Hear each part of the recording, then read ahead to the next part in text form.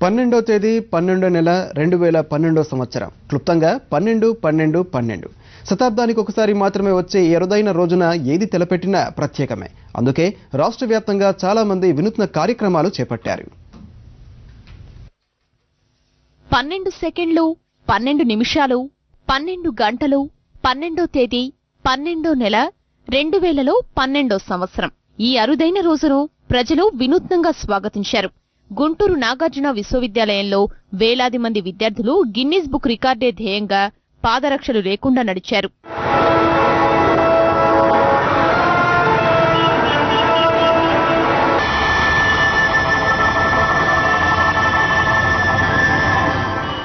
Nature సంబంధించినటువంటి ఒక వైద్య విధానం ద్వారా ఈ విధంగా అప్పుడప్పుడు అందరూ కూడా చెప్పులు లేకుండా నడిచేటట్లయితే ఒక ఆరోగ్యం పెరుగుతుందనేటువంటి ఒక భావనని ప్రజల్లో వ్యాప్తి చేయాలనేటువంటి ఒక ఆలోచన.